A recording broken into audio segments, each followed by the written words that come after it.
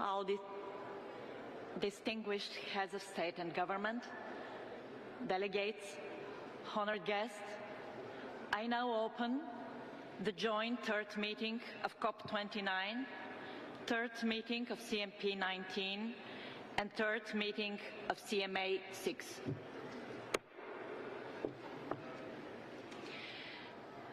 As we continue the national statements, I would like to remind distinguished speakers of the actions in place to ensure effective time management. There is a 3-minute time limit for statements during the high-level segment. Statements should be as concise as possible, noting that full text of the official statements will be made available on the UNFCCC website. And finally, please note that heads of state or government who are not in the plenary at the time for delivery of their statements will be scheduled to speak at the end of all statements of the same category.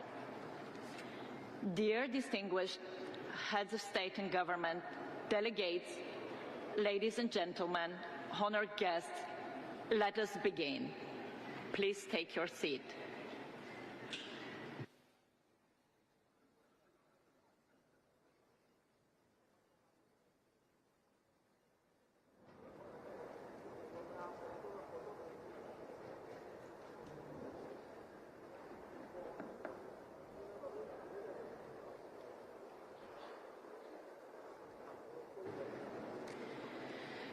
It is my pleasure to welcome Her Excellency Ms. Shaina Ansari Hamadani, Vice President of the Islamic Republic of Iran.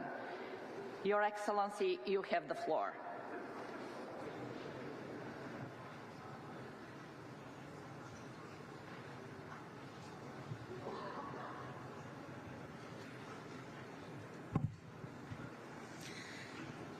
In the name of God, Mr. Chairman, Executive Secretary, honorable leaders and representatives, ladies and gentlemen.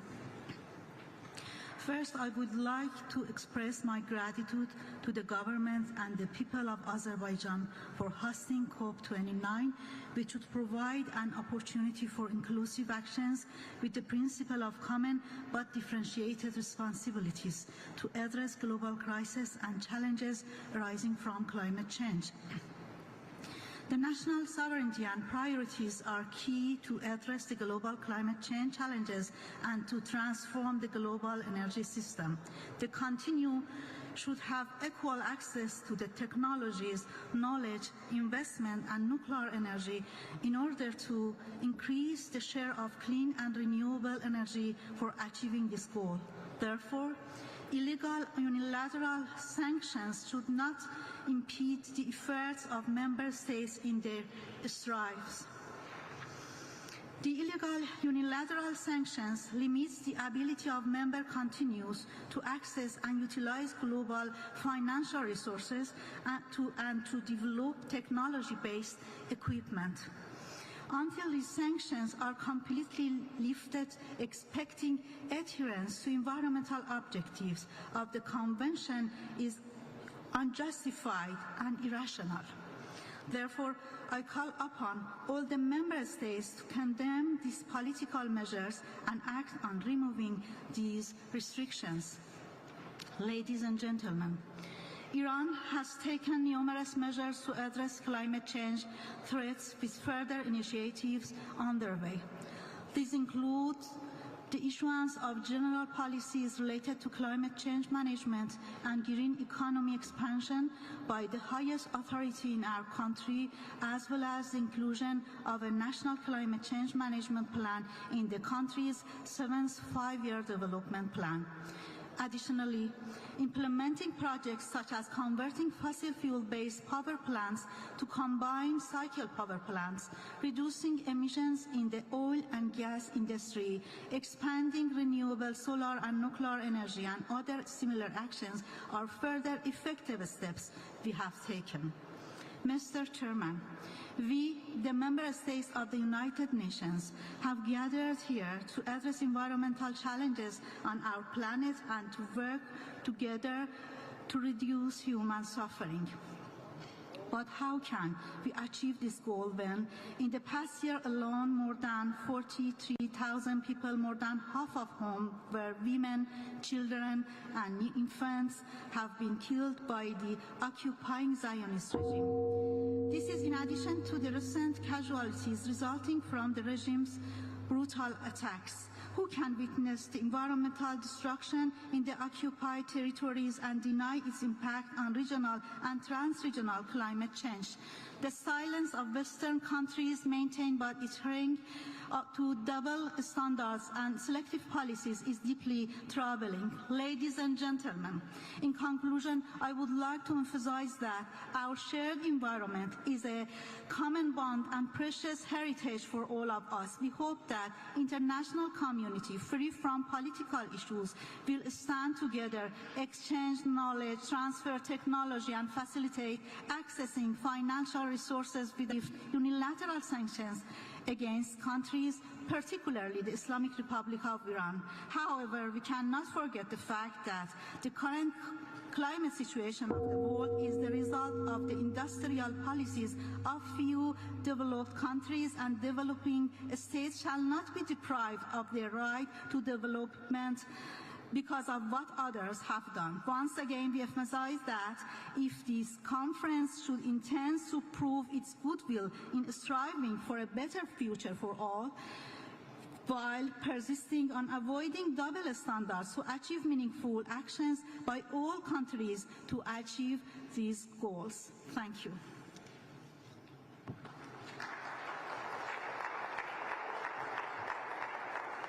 Thank you, Your Excellency.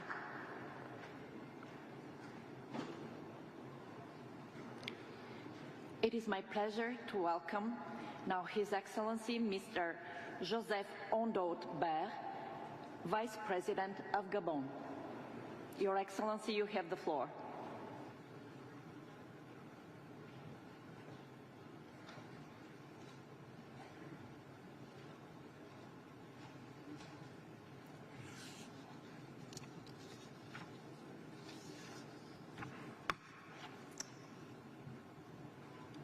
Monsieur le Président de la République, Monsieur le Secrétaire général de l'Organisation des Nations Unies, Excellences, Mesdames et Messieurs les chefs d'État et de gouvernement, honorables délégués, Mesdames et Messieurs, l'honneur m'échoit de m'exprimer ici par délégation de son Excellence le général de brigade, le vice-secrétaire Olivier Nguema, président de la transition, président de la République, chef de l'État, dont l'agenda interne ne lui a pas permis de prendre personnellement part à ce sommet d'importance. Veuillez accepter, Excellences, Mesdames et Messieurs, ces regrets bien sincères et ces vœux de plein succès aux présentes assises. C'est autant l'occasion de m'acquitter d'ores et déjà d'une dette, celle de présenter, au nom de la République gabonaise et à mon nom personnel, mes plus vifs remerciements à son Excellence, M.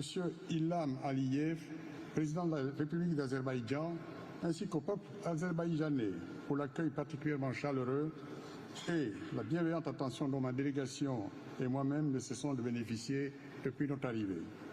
Excellences, Mesdames et Messieurs, au moment où nous nous réunissons à Bakou, l'humanité continue de faire face à des défis environnementaux sans précédent.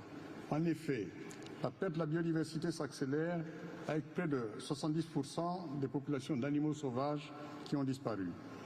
Le dérèglement climatique se poursuit avec des records de température en constante augmentation, et cette année, qui a connu l'été le plus chaud, ne saurait nous démentir. Les pollutions se multiplient à travers le monde, particulièrement par les plastiques qui représentent plus de 85% des déchets marins. Ce contexte sans précédent touche toutes les régions du monde sans exclusive. Excellences, Mesdames et Messieurs, le multilatéralisme est l'ultime arme que nous possédons dans cette guerre encore longue et à l'issue incertaine. Les générations passées ont souvent péché par méconnaissance. Aujourd'hui, nous avons la connaissance, nous disposons des stratégies et des moyens. Et les solutions sont bien entre nos mains sur le plan technologique, avec notamment le déploiement des énergies renouvelables et l'agroécologie. Sur le plan écologique, avec les solutions fondées sur la nature à travers le rôle fondamental joué par nos forêts et nos océans. Et Excellences, Mesdames et Messieurs, sur le plan financier, malgré une légère baisse en 2022, la richesse mondiale continuera d'augmenter lors des 3 à 5 prochaines années. Fort de tout cela, nous ne pouvons avoir droit à l'échec. Excellences, Mesdames et Messieurs, la population gabonaise subit l'élévation du niveau de la mer, l'augmentation des inondations et les changements dans les régimes de précipitation. Tout cela affecte durablement la qualité de vie de nos populations, exacerbe les conflits entre l'homme et la faune. En réponse, notre pays n'a pourtant eu de cesse d'agir pour la planète et pour la nature. C'est ainsi que notre couvert forestier est demeuré stable et que nous n'avons ménagé aucun effort pour bâtir un réseau important d'aires protégées terrestres et marines. Aujourd'hui, je réaffirme l'engagement profond de mon pays. À cet effet, notre peuple est appelé à voter par référendum dans 3 jours une nouvelle constitution qui consacre, je cite, l'intérêt profond aux enjeux écologiques, environnementaux, des changements climatiques et de la protection des écosystèmes. Fin de citation. Cela démontre encore une fois que nos discours devant la communauté internationale sont systématiquement corrélés à une réalité nationale. Toutefois, le Gabon, comme beaucoup d'autres pays en développement, ne pourra continuer de maintenir un tel niveau d'engagement si la solidarité internationale ne se matérialise pas. La survie de la planète dépend autant de nos écosystèmes que du respect des engagements des pays dont la responsabilité historique est engagée. La pérennité de notre action est indéniablement conditionnée par une architecture financière mondiale plus ambitieuse. Cela passe notamment par la réforme profonde du système financier international vers une économie mondiale plus verte, l'innovation et la flexibilité dans les mécanismes de financement de l'action climatique, notamment à travers la dette, la prise en compte du capital naturel dans la notation souveraine de nos États, la définition et le respect d'un nouvel objectif financier mondial ambitieux et équitable. Excellences, Mesdames et Messieurs, la crise climatique exige une action collective fondée sur la confiance, l'équité et une responsabilité partagée. J'ai donc l'intime conviction que nous saurons tous ensemble dépasser nos intérêts individuels pour donner à l'humanité, une fois encore, la possibilité de démontrer sa grandeur face aux crises mondiales. Je vous remercie.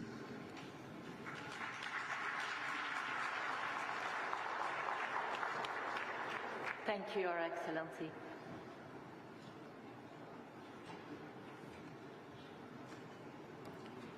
It is my pleasure now to welcome His Highness Sheikh Sabah Khaled Al Hamad M. Al Sabah, Crown Prince of Kuwait.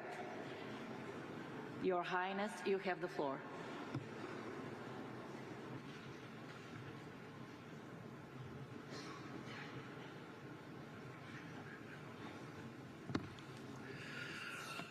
بسم الله الرحمن الرحيم. فخامة الرئيس إلهام حيدر أوغلو علييف رئيس جمهورية أذربيجان الصديقة، معالي السيد أنطونيو غوتيريش الأمين العام للأمم المتحدة، أصحاب الفخامة والسمو والمعالي، الحضور الكرام، السلام عليكم ورحمة الله وبركاته.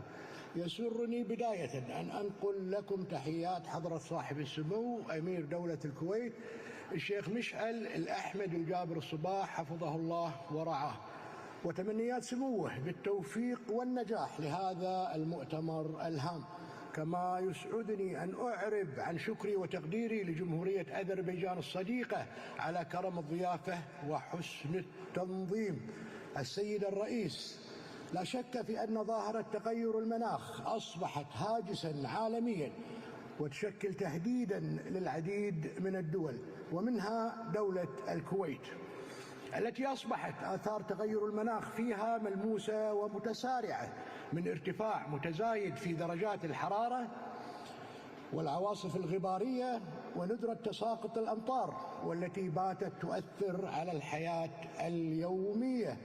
ومن هذا المنطلق فإن دولة الكويت ملتزمة بالسعي لتحقيق الاستدامة البيئية وتنفيذ التزاماتها تحت الاتفاقية الإطارية لتغير المناخ وبروتوكول كيوتو من خلال جملة مشاريع وإجراءات وطنية وتأكيد لمبادئ اتفاق باريس.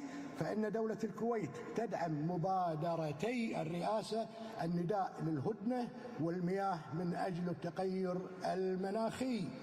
وتدعو دولة الكويت الدول المتقدمة للإيفاء بالتزاماتها تحت الاتفاقية الإطارية وتقديم الدعم المالي والتقني وبناء القدرات اللازمة للدول النامية والأقل نمواً لتمكينها من مقاومة آثار تغير المناخ والتكيف معها، والقيام بتنفيذ مساهماتها المحددة على الصعيد الوطني.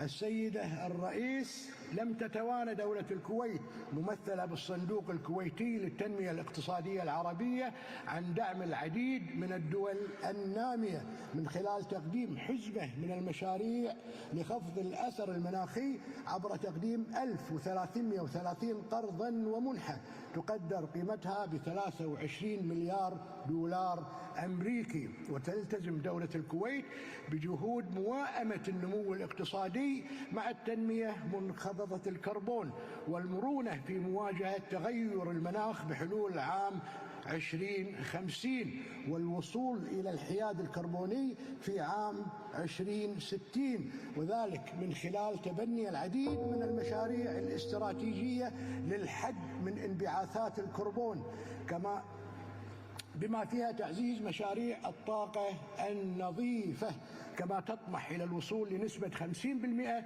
من حصة الطاقة الشمسية من إجمالي إنتاج الكهرباء بحلول العام 2050 وإدخال تكنولوجيات جديدة منخفضة الكربون وتطوير شراكات طويلة الأجل لاستثمار فرص الطاقة المستدامة، وتتطلع إلى تحقيق خفض انبعاثات الغازات الدفيئة بنسبة تصل إلى 80% بحلول عام 2040، آملين في أن تساهم جهودنا المشتركة في تحقيق مستقبل مزدهر يعود بالخير على الجميع. والسلام عليكم ورحمة الله وبركاته. Thank you.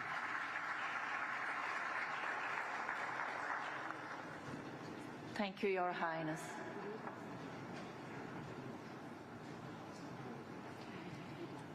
It is my pleasure to welcome His Eminence Cardinal Pietro Parolin, Secretary of State of the Holy See. Your Eminence, you have the floor.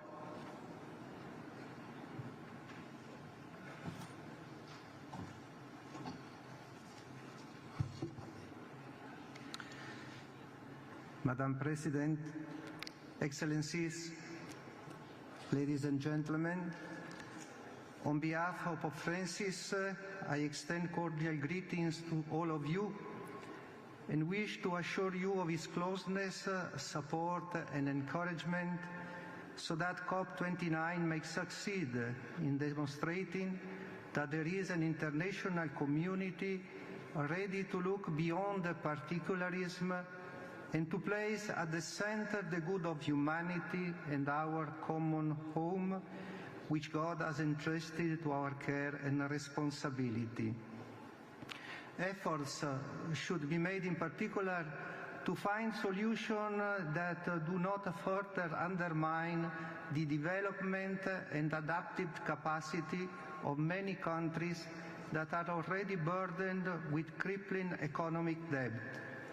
Indeed, ecological debt and foreign debt are two sides of the same coin, mortgaging the future. And I would like to reiterate an appeal that Pope Francis made in view of the ordinary jubilee of the year 2025, asking the more affluent nations that they may acknowledge the gravity of so many of their past decisions and determined to forgive the debts of countries that will never be able to repay them. More than a question of generosity, this is a matter of justice.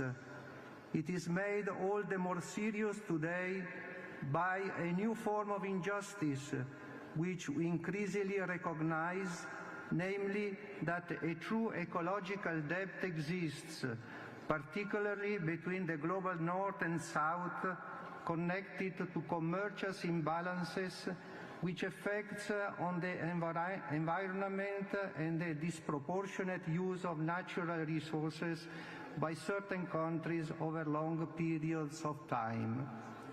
Therefore, it is essential to seek a new international financial architecture that is human-centered, bold, creative, and based on the principles of equity, justice, and solidarity. A financial architecture that can truly ensure for all countries, especially the poorest and those most vulnerable to climate disasters, both low carbon and high sharing development pathways. For an ambitious agreement that promotes initiatives and processes aimed at truly inclusive development, we must all take responsibility for safeguarding not only our own future, but that of all.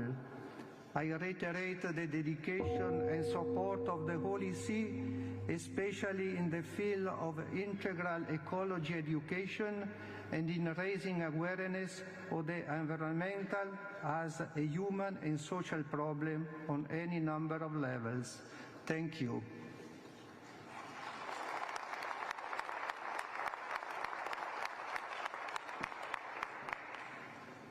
Thank you, Your Eminence. And it is my pleasure now to welcome His Excellency Mr. Andrej Plenković, Prime Minister of Croatia. Your Excellency, you have the floor.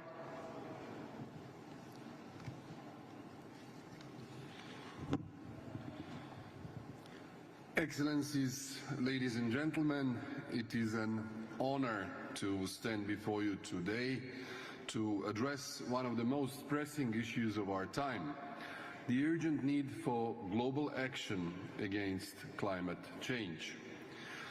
Our future depends on how boldly we act today. Croatia is committed to decarbonizing its energy system and accelerating its green transition. With the International Energy Agency warning of an imminent peak in fossil fuels, shifting away from them is not only climate-wise, but an economic necessity. We are doing our part by supporting our neighbors, starting with Bosnia and Herzegovina, to boost climate resilience and strengthen mitigation. Our achievements and investments in renewable energy reflect our dedication. In 2022, renewables made up 29.5% of our energy consumption, a figure that continues to grow. With projects like green hydrogen and geothermal development, we aim for 42.5% renewables by 2030. To manage intermittency sustainability, investment in pumped storage hydropower is crucial, and Croatia has strong potential in this area. Our efforts show that economic growth and environmental responsibility can coexist. Croatia has decoupled its strong growth from CO2 emissions, maintaining a carbon footprint well below the EU average. We are committed to protecting our environment and biodiversity, working to safeguard 30% of the Adriatic Sea under the Global Biodiversity Framework. We extend our energy commitment internationally, exemplified by the Clean Energy for EU Islands initiative launched during our EU Council presidency. We are advancing cutting-edge technology that transforms plastic, textiles, sludge, and non-recyclable biogenic waste into zero-emission hydrogen. This innovation tackles pollution and energy excess while reducing methane emissions.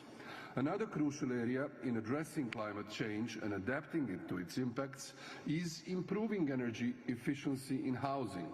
Residential energy use remains a major source of greenhouse emissions and energy consumption, requiring much greater efforts. At COP29, financial considerations are critical, but our most valuable resource is time. We must act now. Croatia is pushing for carbon neutrality, expediting solar and wind energy deployment with an environmental vulnerability map, and turning commitments into tangible action. Sustainable development must integrate environmental, social and economic dimensions. We rank 8th among 193 UN countries for sustainable development goals, achieving 3.6 GDP growth and proving that green growth is possible. We are embedding sustainability into our financial frameworks to drive our green and digital transition. At this COP, setting an inclusive climate finance target that addresses developing countries' needs and attracts investments is vital. Over the past year, catastrophic floods in Spain, Bosnia and Herzegovina, as well as in southern Croatia, have shown the devastating impact of rising temperatures. The Mediterranean, one of the most vulnerable regions, calls for urgent action. We welcome the establishment of a dedicated Mediterranean portfolio in the upcoming European Commission, led by Croatian Commissioner Madame Šuica. This initiative will strengthen EU coordination in the region, particularly in addressing climate change and its impact. We must act now to protect our people, economies and natural habitats. Croatia stands committed to a global vision of a sustainable, resilient future. Together, we must transform our ambitions into reality for the generations to come. Thank you.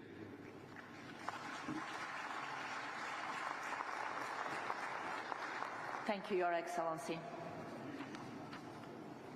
And it is my pleasure now to welcome His Excellency Mr. Petr Fiala, Prime Minister of Czechia. Your Excellency, you have the floor. Mr. President, Excellencies, ladies and gentlemen, first of all, I would like to thank the President and people of Azerbaijan for hosting this important conference.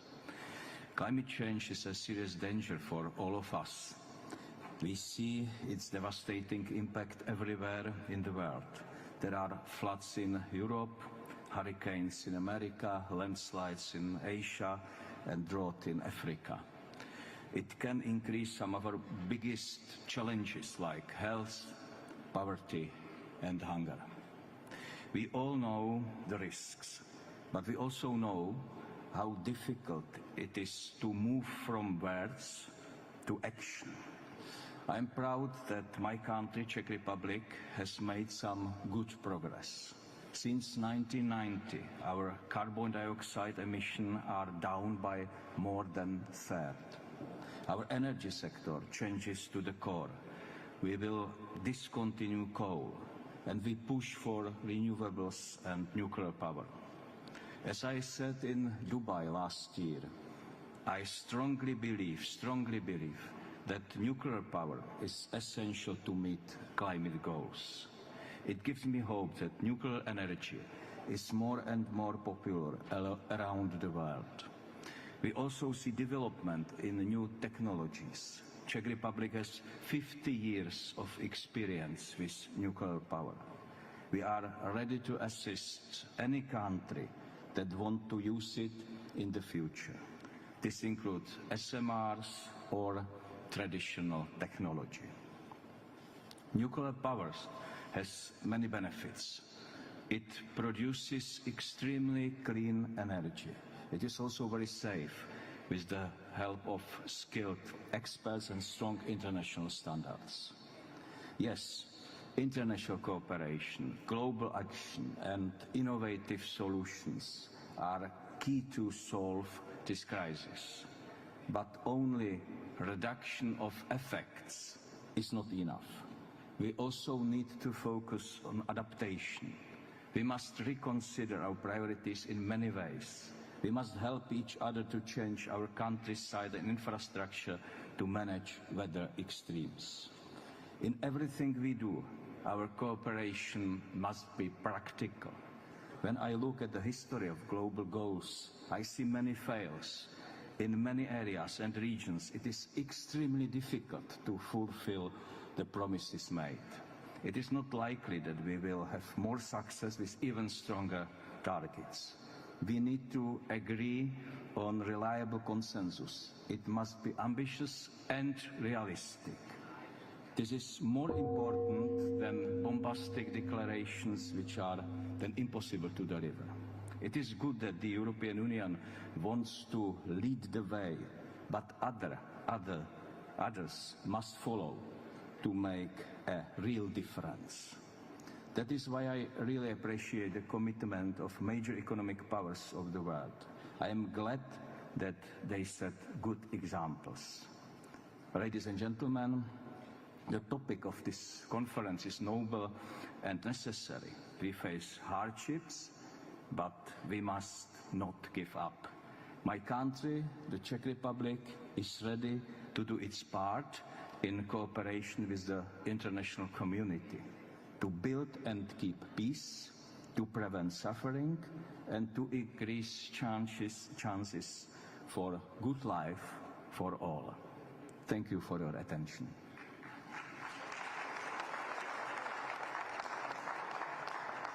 Thank you, Your Excellency.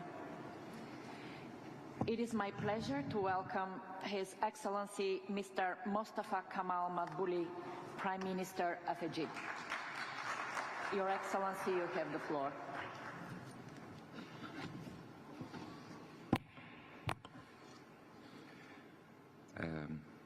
أصحاب الفخامة والسعادة، قادة الدول والحكومات، معالي السادة الوزراء، السيدات والسادة الحضور، اسمحوا لي في البداية أن أنقل لحضراتكم تحيات فخامة السيد الرئيس عبد الفتاح السيسي رئيس جمهورية مصر العربية، الذي شرفني بالمشاركة نيابة عن سيادته في مؤتمر الأطراف في اتفاقية الأمم المتحدة الإطارية بشأن تغير المناخ COP29.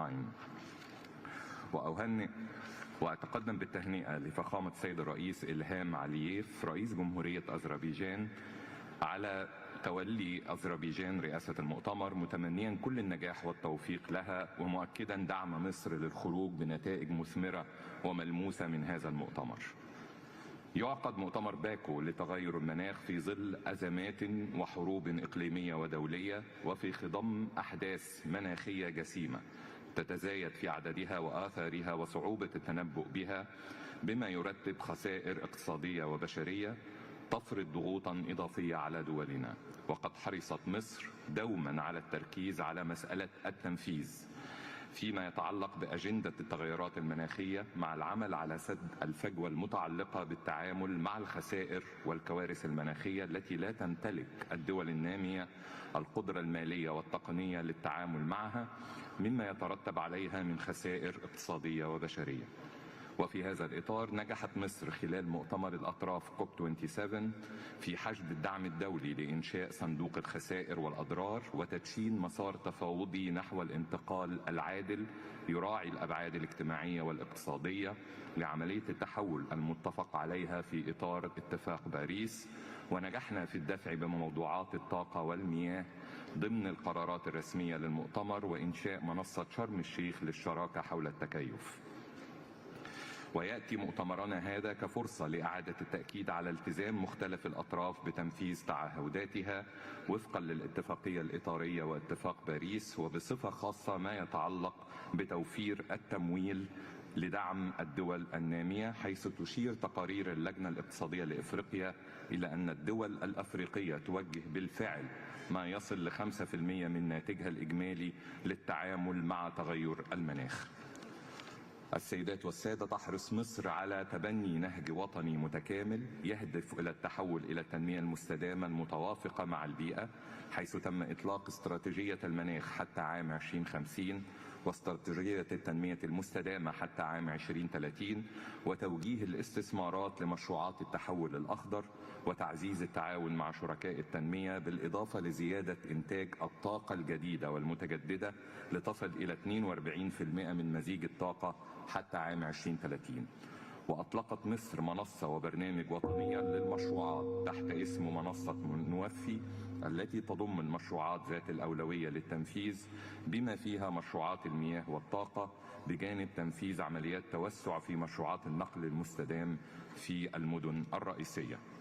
وأود الإشارة إلى أن مصر والدول الأفريقية بصفة عامة تواجه تحدي توافر التمويل المناسب وصعوبة النفاذ إلى التمويل، وربط هذا النفاذ بمشروطية تنفيذ إجراءات متسارعة لا تراعي الظروف الاجتماعية والاقتصادية لدولنا. وفي ضوء سعي هذا المؤتمر للتوصل لاتفاق حول الهدف الكمي الجماعي الجديد لتمويل المناخ، أود التأكيد على ما يلي: أن الدور الأساسي للتمويل يجب أن تطلع به الدول المتقدمة، أن تمثل المنح والقروض بالغة التيسير النسبة الغالبة من التمويل، مع عدم إمكانية اعتبار القروض بسعر الفائدة التجارية بمثابة تمويل للمناخ لما يترتب عليها من زيادة لأعباء مديونية. خامسا، هناك ضرورة للتعامل مع صعوبات النفاذ لما سيكون متاحا من تمويل. وختاما، أؤكد مرة أخرى التزام الفريق التفاوضي المصري بتقديم كل الدعم للرئاسة الأزرية لإنجاح المؤتمر وتحقيق ما نسبو إليه من تطلعات. شكرا جزيلا لكم.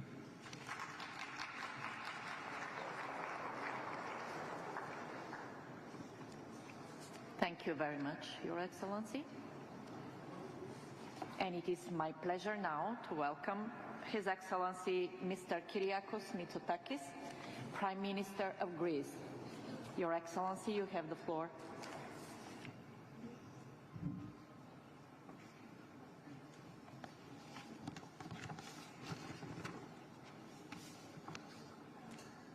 Thank you, Madam President. Excellencies, ladies and gentlemen, we meet again at a pivotal moment. The climate is changing, and we are reminded of this fact almost weekly when another tragedy hits some part of the globe. And this reality gives our deliberations a new sense of urgency. Greece is a pioneer when it comes to the energy transition. Our emissions are down 45% versus 2005. Lignite used to provide much more than 50% of our power generation. Its share today is just 6%. We now rely on wind and solar for almost half of our electricity. We're insulating our houses and building a carbon capture value chain for our industry. And Greece is all in on the energy transition. Yet, to move forward, we must put this transition on a firmer ground. This is the challenge that I see. How can we deliver a transition that our citizens can accept and our companies can afford? How can we avoid a political backlash against this ambitious project? And we see this problem in Europe. Europe is a leader in renewable energy, but we still have higher energy prices than anyone else. We are the only region to impose a heavy tax on emissions. We are almost alone in defending the rules of free trade. Yet Europe accounts for a diminishing share of global emissions, only 6% in 2023. We cannot drive ourselves into industrial oblivion. Net zero must be part of a broader European strategy and not the other way around. We need a smart Green Deal, and I see 4 urgent recalibrations to get us there. First, Europe and the world must be more honest about the trade-offs involved in the energy transition.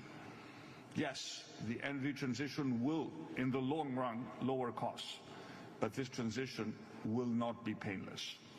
We need to ask hard questions about a path that goes very fast at the expense of our competitiveness and a path that goes somewhat slower but allows our industry to adapt and to thrive. It is our responsibility to weigh these trade-offs carefully, not to whisk them away. Second, Europe needs a regulatory reset. We spend way too much on targets that in truth get limited scrutiny and enjoy limited legitimacy. We learned this lesson when we tried to bring the transition to our farmers. We cannot micromanage this transition.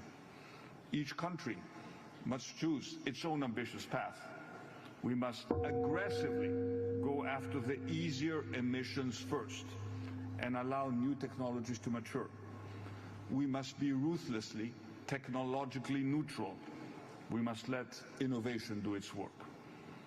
Third, Europe must rededicate itself to the internal energy market.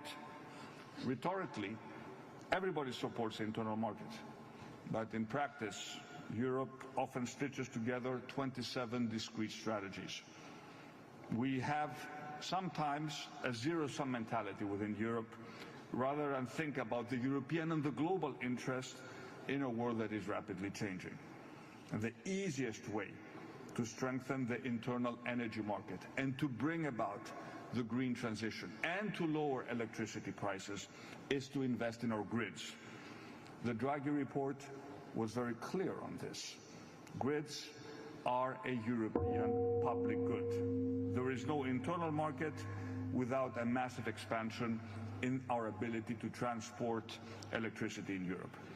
And finally, we need to do more adaptation.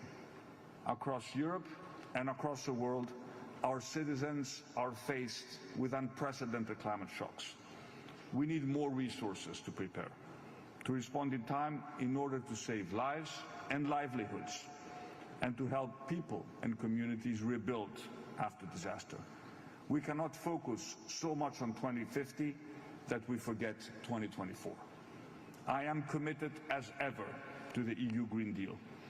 Europe must and will remain a global leader in the transition, but we must be smart and pragmatic, focused on data and science with increased flexibility and with a renewed sense of the things that Europe united can accomplish. We cannot waver in our determination to address climate change, but we must do more, that we can and must continue this journey uninterrupted and without... Meloni, Prime Minister of Italy. Your Excellency, you have the floor.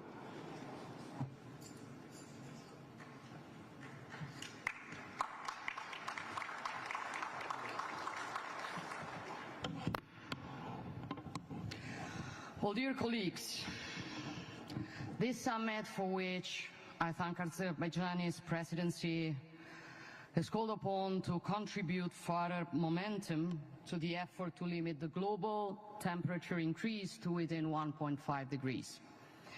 In Dubai, we set ambitious goals, tripling the world's capacity to generate renewable energy and doubling the global rate of energy efficiency improvements by 2030.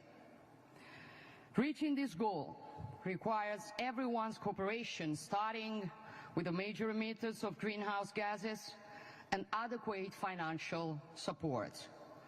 During this conference, we will work to adopt the new climate finance target. Reaching a valuable compromise requires sharing responsibilities and overcoming divisions between developed nations and emerging and developing economies. Italy intends to continue to do its own part. We are already allocating a large amount of the more than €4 billion budget of our climate fund to Africa, and we will continue to support initiatives such as the Green Climate Fund and the Loss and Damage Fund, as well as continue to promote the involvement of multilateral development banks. But it is equally a priority that the decarbonization takes into consideration our production and social systems sustainability.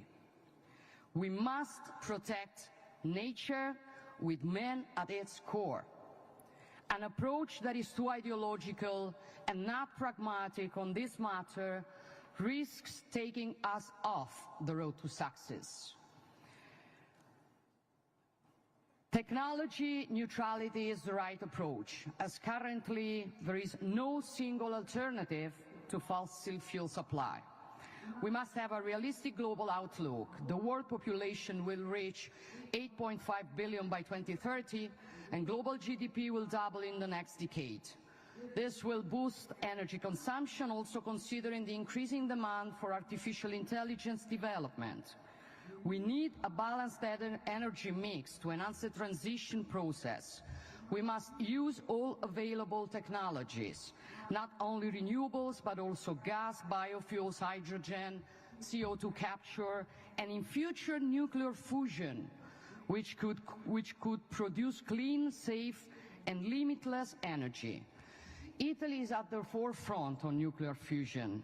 In the framework of our G7 presidency, we organized the first meeting of the World Fusion Energy Group, sponsored by the International Atomic Energy Agency. We intend to relaunch this technology, which could be a game changer, as it can turn energy from a geopolitical weapon into a widely accessible resource. And then let's work for a new energy diplomacy to multiply opportunities for cooperation between the global north and the global south. Our destinies are interconnected, and from energy connections we can draw great opportunities. This is the reason why the Climate Energy Nexus is one of the pillars of our Mattei Plan for Africa, the peer-to-peer cooperation strategy that Italy is pursuing, and that I am very pleased to see Azerbaijan, as president of the COP29, has valued as part of the Climate for Peace initiative. Under the Italian presidency, the G7 has promoted new and concrete initiatives such as Energy for Growth in Africa to develop infrastructure for green energy production and distribution, and the Adaptation Accelerator Hub to support the world's most vulnerable nations in their climate change adaptation and mitigation efforts.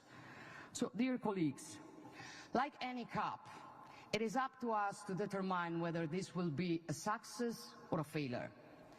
We know that we may not personally benefit from the results of the efforts that we are making, but this is not the important thing. I'm a mother, and as a mother, nothing gives me more satisfaction than when I work for policies that will enable my daughter and her generation to live in a better place. So, as William James would say, act as if what you do makes a difference, for it makes it. Thank you.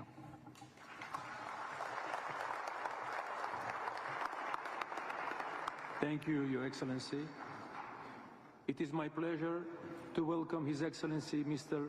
Dalton Emani Makamao Tajalagi, Prime Minister of NIU. Honorable Chair, Excellencies, distinguished guests and delegates, salam. I bring you all Pacific greetings from my government and the people of Niue. COP29 President, the government and the people of Azerbaijan, I thank you for the warm welcome and a great hospitality. Mr. President, as we gather to confront climate change together, we must ask, are we truly standing united with unwavering commitment to address and shared crisis impacting islands, territories and continents alike? The goal of staying below 1.5 degrees is slipping away from our grasp. For Niue and the Pacific region, climate change is our greatest threat. Despite the challenges of COVID-19 recovery, we continue to face mounting impacts and threaten our survival and resilience. We must work together to preserve our planet for future generations. Niue-do, one of the world's smallest emitters, bears some of the harshest consequences. IPCC 2023 synthesis report, it says while it is stark, it thus offers hope, only if we act with urgency. The report predicts that 127 billion will be needed annually by 2030 for adaptation in developing nations. However, adaptation financing remains below half of this need, currently under $50 billion. Developed nations must finalize the new collective quantified goal for climate change, dedicating at least 50% to adaptation and to fully support and fund the Loss and Damage Fund established at COP27 as a matter of justice for the communities already enduring the worst impacts of climate change, and request urgent, simplified and additional funding for small island development states. We call on multilateral climate funds to streamline access processes, making them efficient and accessible for the most vulnerable countries, for the Pacific and others at risk regions. Accessible finance is not optional. It is essential to ensure timely and reliable support for our people and ecosystems. Effective climate funding requires strengthened capacities within our nations. If the 100 billion annually climate finance target is realized, with 5% allocated to the Pacific, we will need the capacity to effectively manage and implement this support. Pacific Islands countries face an increasingly urgent need for adaptation finance as climate impacts deepen. Although new emissions are negligible, we remain committed to our national determined contributions and national adaptation plans. To achieve this, access to the right technologies and resources is essential, as is the financing to implement them. Capacity building will empower us not only to meet climate goals, but to access finance effectively. Let us unite. Let us unite in solidarity at this COP and beyond to foster collective actions towards true climate resilience. I thank you. Psycho, God bless. Thank you, Your Excellency. It is my pleasure to welcome His Excellency Mr. Philip Edward Davis, Prime Minister of the Bahamas. Your Excellency, you have the floor.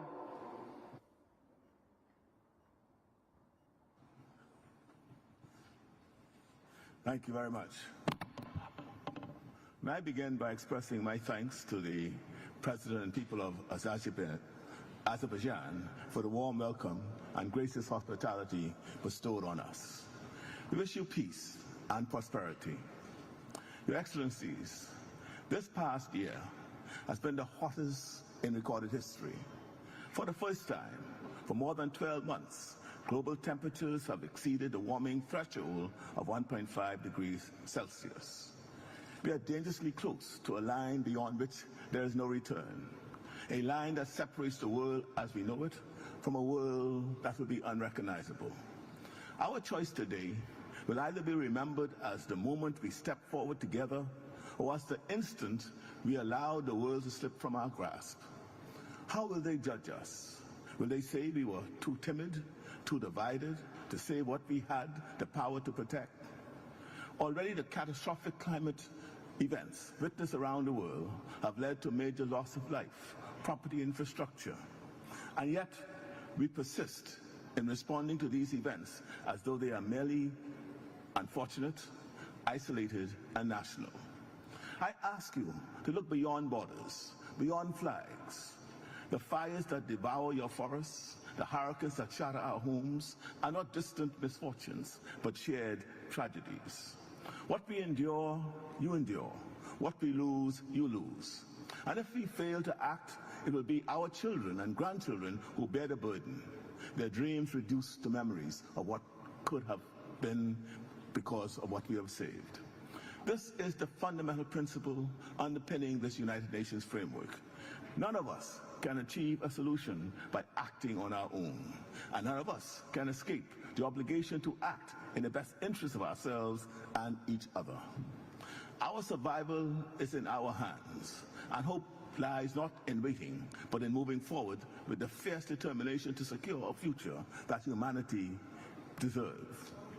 In order to protect that shared interest, now and into the future, urgent, serious action is needed to reduce carbon emissions. We know this. We know this. A continuation of current practices will lead to catastrophic rise in temperature of up to 3.1 degrees Celsius above pre-industrial levels. The current nationally determined commitments made for 2030 are not being met. Even if they were, we would still face a rise in temperature of 2.6 degrees Celsius or more. It is still technically possible to meet the goal of 1.5 degrees Celsius, but only if there is a G20-led massive global mobilization to cut all greenhouse gas emissions, as they are responsible for 80% of all carbon emissions. It is possible, but they would need to act dramatically and decisively, and action would need to start today. In the face of all of this, we still refuse to give up, refuse to lose hope. We cannot accept that our survival is merely an option. And so, in the Bahamas, we continue to play our part. We continue to preserve and protect the forests of grasses in our seas, which are estimated to absorb more carbon than the Amazon rainforest. If the Amazon provides the lungs to the planet, our seagrasses are its hidden blue heart. We will continue our transition to sources of renewable energy, and we will continue to pioneer the use of blue carbon credits to support the architecture of international climate finance. We want to play our part, But alone we cannot succeed in any of it. We simply do not have the resources, and each hurricane, each climate disaster leaves us with even less.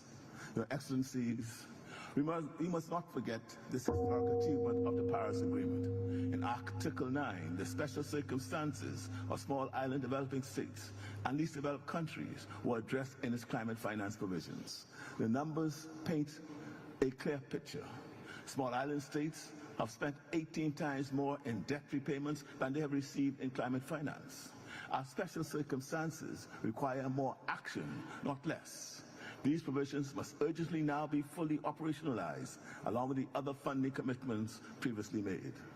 Merely describing the circumstances is not enough.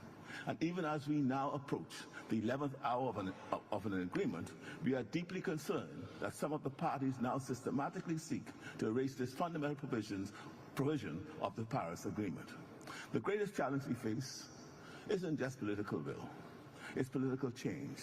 We are witnessing governments come to power that are retreating from climate commitments, dismissing the Paris Agreement, and turning inward.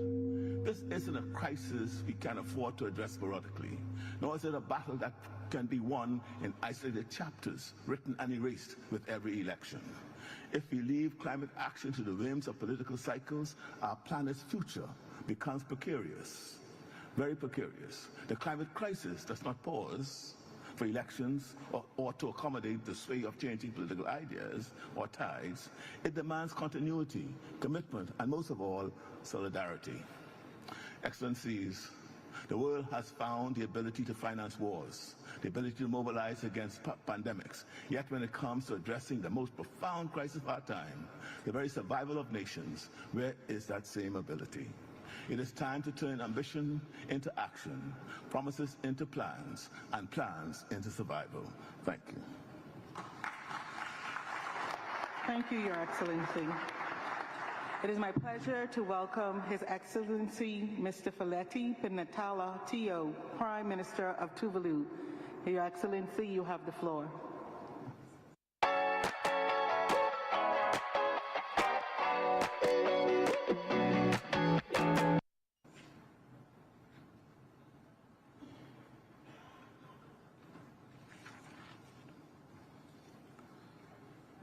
President of COP29, Excellencies, ladies and gentlemen, with all protocols duly observed, let me first of all add my voice to the chorus of expression of gratitude and appreciation to our host, the government and people of Azerbaijan, for the sincerity and largesse of their hospitality.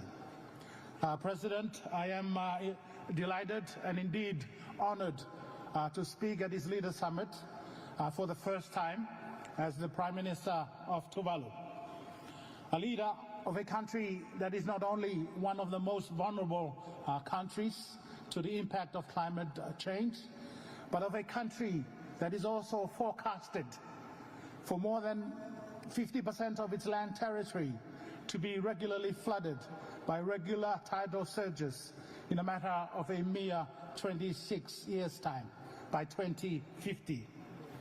So, President, I am acutely conscious and aware of the greenhouse emission trajectory we are on.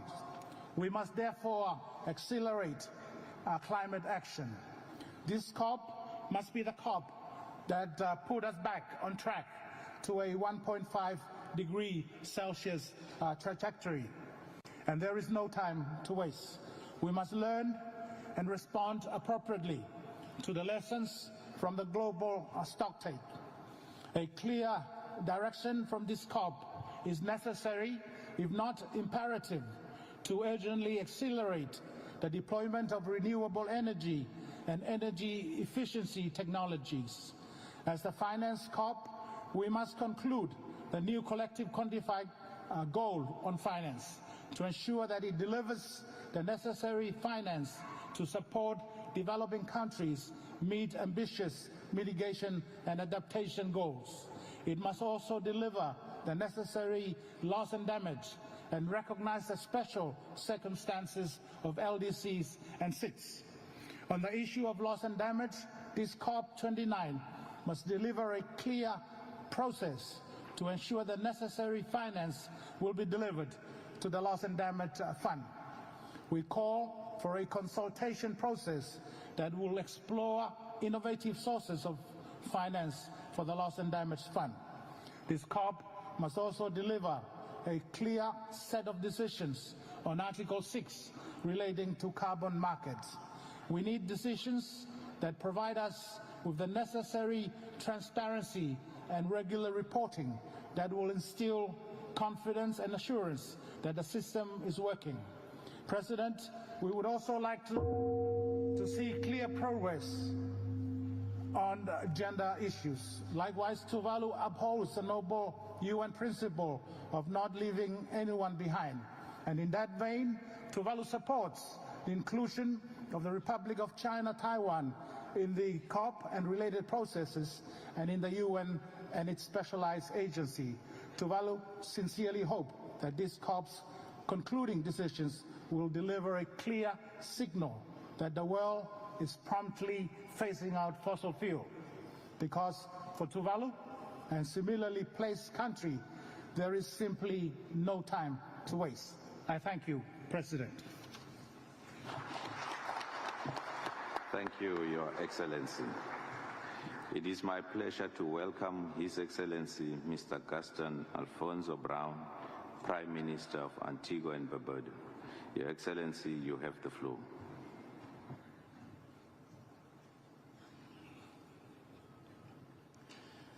Distinguished ladies and gentlemen, climate change is the single greatest existential threat of our time. Global temperatures are racing past the 1.5 degree threshold, with each year setting new heat records. For nations like Antigua and Barbuda, these are no longer warnings, they are devastating daily realities. Every year of inaction compounds our vulnerability and deepens the injustice that we endure. We cannot wait any longer for empty pledges to become meaningful action. For decades, wealthy nations pledged $100 billion annually to support vulnerable countries, yet these promises have largely gone unfulfilled. Now, as we discuss a new collective quantified goal, we again see proposals that complicate rather than commit. Wealthy polluting countries are seeking to shift responsibility onto elusive private capital instead of ensuring decisive government action to reduce and disincentivize emissions by introducing a global carbon tax to fund the clean energy revolution that is quintessential to saving our planet. To those who bear the greatest responsibility for climate change, I say this: the time for moral responsibility is now. The time for increased climate ambitions is now.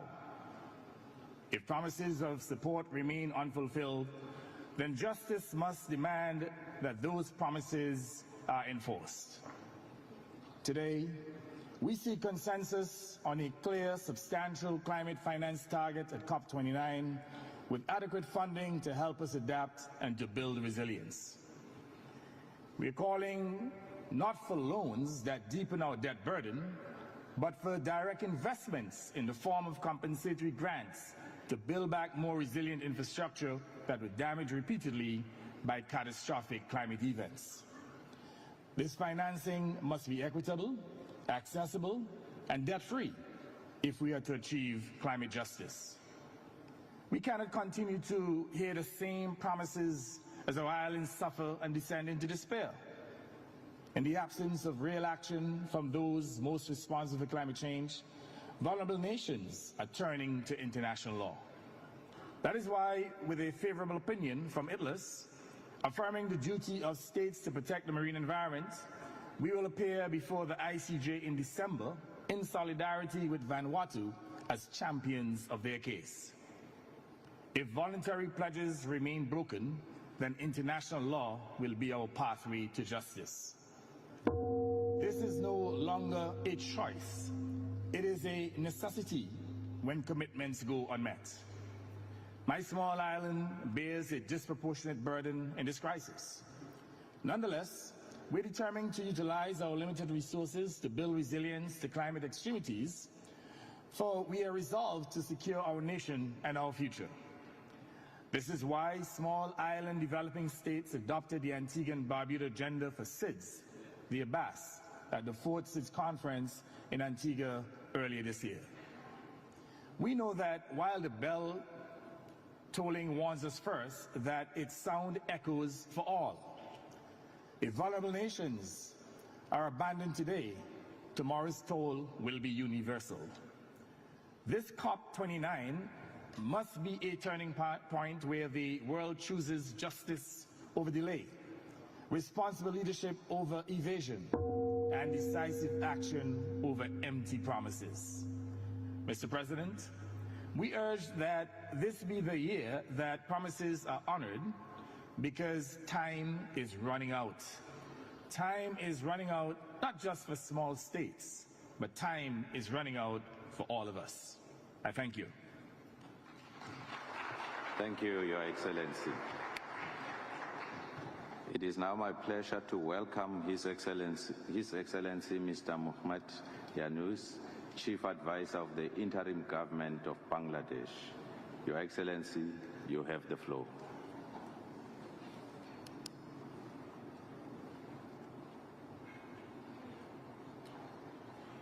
Thank you. Mr. President and distinguished ladies and gentlemen, I seek your permission to present the climate catastrophe in a different perspective. This perspective will take us from fixing climate destruction to stopping the further carnage. It's a big task and raises big questions. I seek your indulgence to share with you my long-standing dream of creating a world of 3 zeros. Our civilization is at a grave risk as we continue to promote self-destructive values.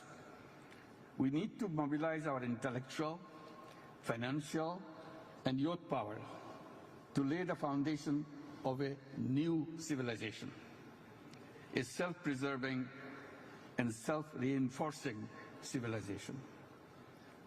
We, the human inhabitants of this planet, are the cause of the destruction of the planet.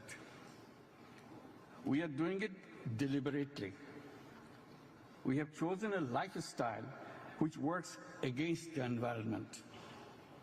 We justify this with an economic framework which is considered as natural as the planetary system.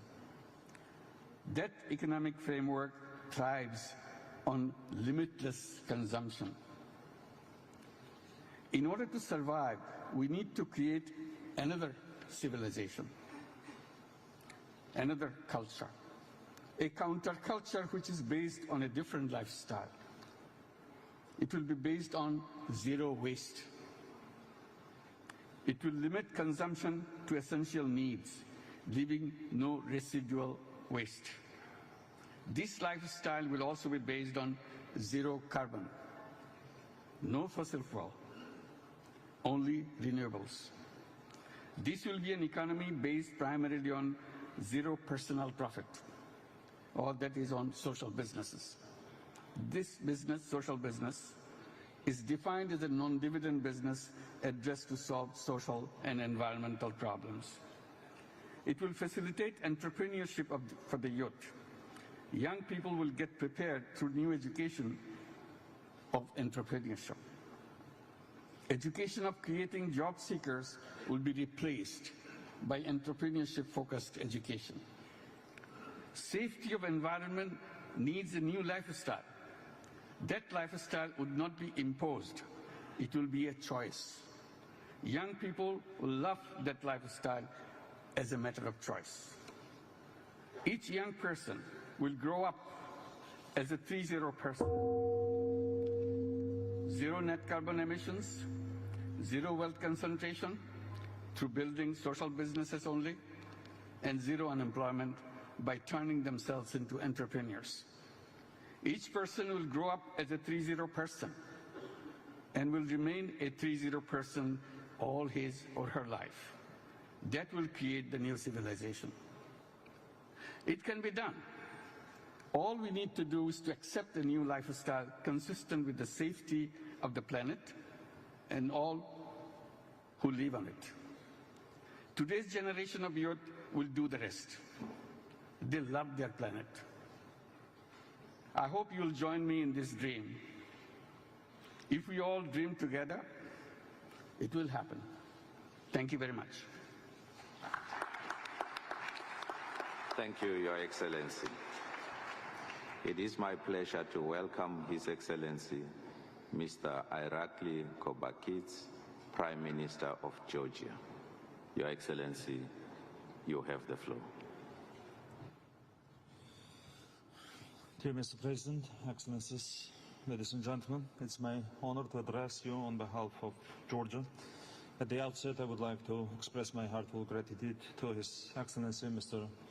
Ilham Aliyev, President of the Republic of Azerbaijan, His Excellency Mukhtar Babayev, COP29 President Designate, as well as the government of the Republic of Azerbaijan for their generous hospitality and for making this conference in Baku an outstanding success. This event marks a significant milestone, as it is the first time that a country from the South Caucasus region is hosting the conference of the parties to the United Nations Framework Convention on Climate Change. I would like to wish Azerbaijan every success in guiding us towards a fruitful and ambitious outcome at COP29, fostering a collaborative spirit and constructive dialogue throughout the negotiations. This conference comes at a critical juncture as climate change emerges as one of the most pressing challenges of our era, demanding the urgent global action and cooperation to confront its far-reaching consequences. Regrettably, along this journey, armed conflicts not only lead to profound humanitarian crisis, but also disrupt and slow the world's effort to combat climate change. Escalating impacts of climate change, including the rapid melting of glaciers and rising sea levels, are profoundly disrupting economies of the developing countries and jeopardizing the livelihoods of particularly vulnerable nations and communities. Regrettably, Georgia is no exception in facing harsh repercussions of climate change. In the recent years, acknowledgement of the links between human rights and the environment has greatly increased. During Georgia's presidency of the Council of Europe in 2019-2020, one of the 4 priorities was human rights and environmental protection. In the final declaration by the presidency of the Committee of Ministers, the Council of Europe's role as the guarantor of our common pan-European legal framework was underscored, emphasizing its responsibility in integrating environmental dimensions into human rights initiatives and promoting a rights-based approach to environment protection. This declaration laid the foundation for significant advancements in environmental protection within the Council of Europe.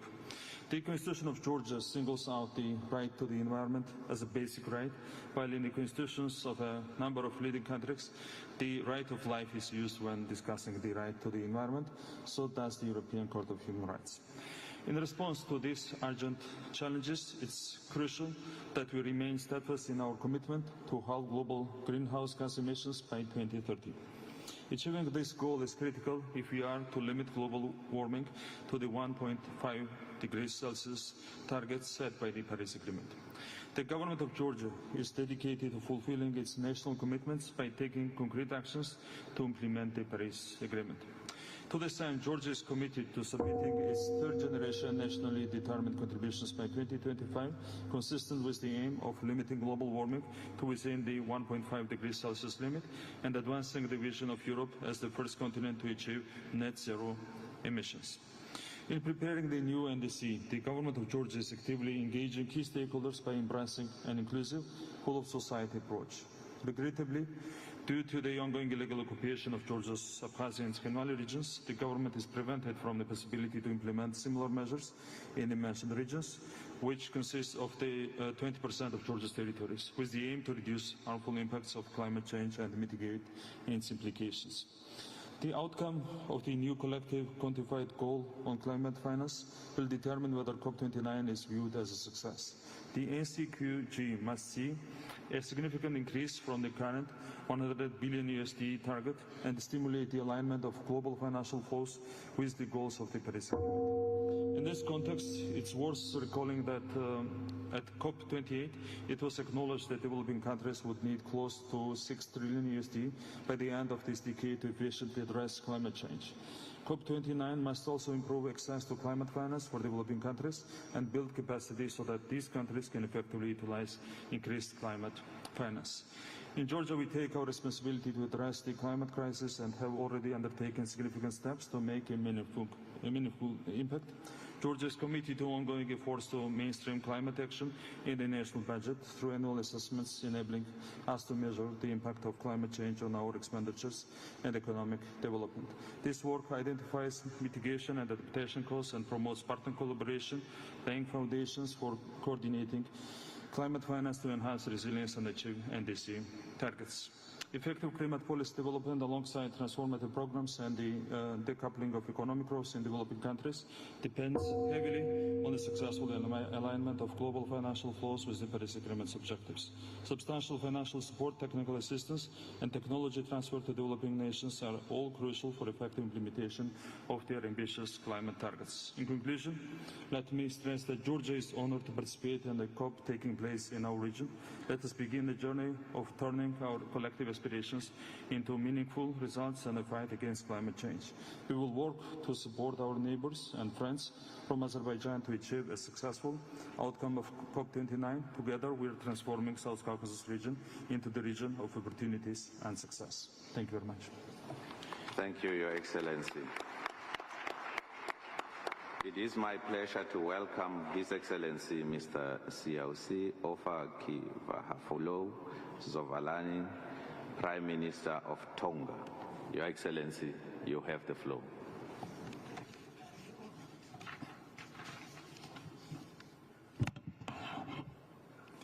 Excellencies, ladies and gentlemen, Maloelele, and I bring greetings from the Kingdom of Tonga. Mr. President, I congratulate you for assuming the presidency of COP29. My delegation assures you of our unwavering support as you lead us during this vital global climate summit. Climate change has been, is, and will be the most existential threat to Pacific Island nations, including Tonga. The recent findings from the IPCC and national climate assessments once more underscore this fact. Tonga witnesses a concerning increase in the intensity of tropical cyclones over the past decade. We lived through Category 5 systems in 2014, 2018, and 2020. Our sea level rise has risen at an alarming rate of 7.3 millimeters per year, and this surpasses by far the global average. In turn, this has led to severe coastal erosion, frequent flooding, and the loss of crucial infrastructure. The incursion of salt water into lands has damaged groundwater quality. Rising ocean temperatures have caused widespread coral bleaching and a decline in marine biodiversity. The latest NDC synthesis report and UNEP emission cap report paint a sobering picture. We are not on track to meet the Paris climate goal and keep the 1.5 degree temperature limit within reach. We must accelerate the phase-down of unabated coal use and phase out inefficient fossil fuel subsidies.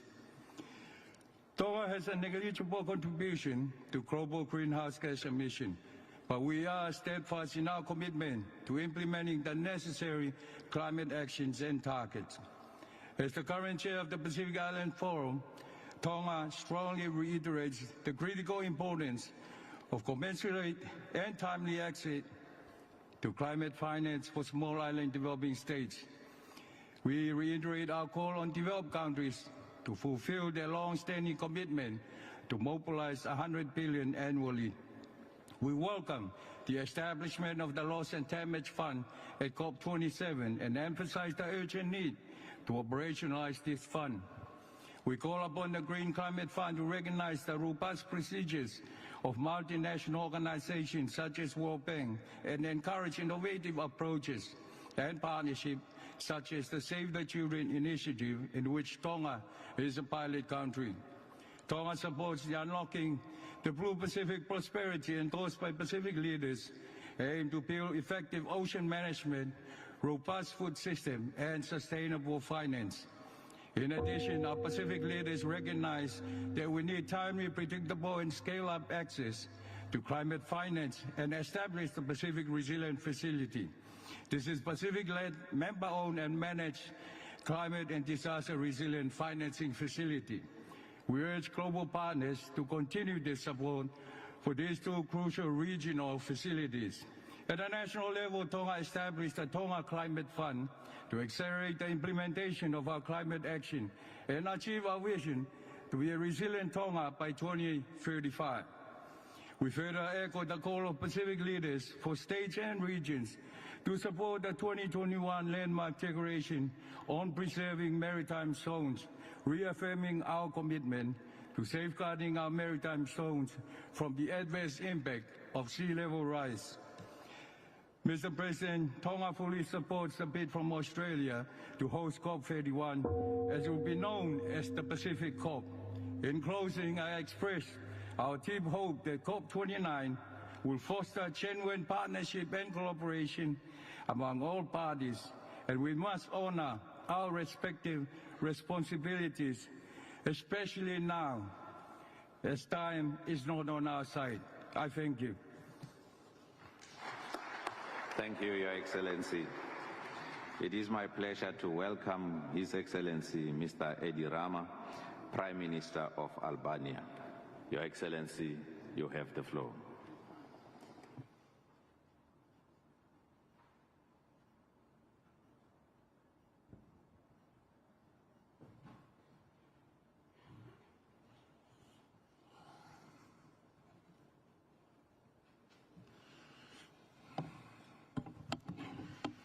Well, I decided to leave aside my well-prepared speech because in the meantime, since yesterday, I was watching the silent TV screens in the Leaders' Lounge, where the organizers have thoughtfully added green plants above the comfortable couches. People there eat, drink, meet, and take photos together, while images of voiceless speeches from leaders play on and on and on in the background. To me, this seems exactly like what happens in the real world every day. Life goes on with its old habits, and our speeches full of good words about fighting climate change change nothing. Worse, as the UN Secretary General emphasized yesterday, carbon emissions actually increased last year from previous COP to this COP instead of decreasing. And ambitious goals are once again postponed in a world increasingly confused and deeply divided. I come here from a little country in the middle of Europe, Albania, where we are proud to have 100% renewable energy production. But what does it mean for the future of the world if the biggest polluters continue business as usual? Far be it from me to lecture anyone. After all, we are used to being lectured, not to lecturing others. But my point is, what on earth are we doing in this gathering over and over and over if there is no common political will on the horizon to go beyond words and unite for meaningful action? And adding insult to the injury, some major and minor players even boycotted this annual global event. What does this mean? For a long time, we Albanians lived under the curse of a brutal history that left us in complete isolation. No individual rights, no freedom of movement, no hope for the future. Recently, we have been blessed with the company of the European Union, and for the first time in our history, freedom, individual rights, hopes and dreams have become part of our lives. But what is happening in Europe and around the world today doesn't leave much room for optimism. Though optimism is the only way of survival we Albanians know. And while my voiceless image plays on the silent TV screens of the beautiful lounge next to this room, I want to end by evoking here a story from Anas bin Malik, may Allah be pleased with him, and I'm a Catholic by the way, who narrated that the Prophet Muhammad, peace be upon him, said, if the day of judgment comes while one of you has a sapling in his hands, if he is able to plant it before it comes, let him plant it. Thank you very much. Thank you, Your Excellency. It is my pleasure to welcome His Excellency Mr. Patrice Emery Trovoada, Prime Minister of Sao Tome and Principe. Your Excellency, you have the floor.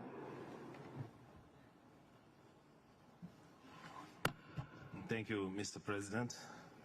Excellencies, ladies and gentlemen, allow me first to express our gratitude to the Azerbaijani government for the perfect organization of this event at the utmost importance, which brings together world's leaders, civil society, governmental and multilateral organizations to reinforce the commitment to increase our ambition in reducing greenhouse gas emissions, to address climate finance, and how to turn key climate decisions into concrete action and solid plans.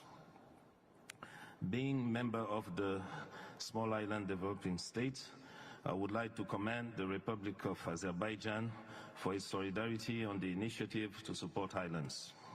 Excellencies, Sao Tome and Principe, an island country located in the Gulf of Guinea, stands out for its natural beauty and unique terrestrial and marine biodiversity, harboring species found nowhere else in the world.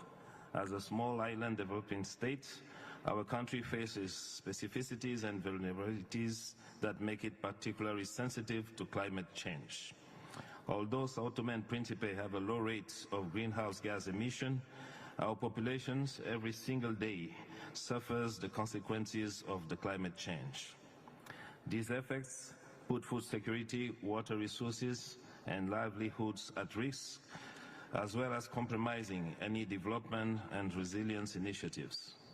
Despite these challenges, we have made continuous efforts to adapt and to mitigate climate change, mobilizing climate finance for sustainable development and the protection of our ecosystem.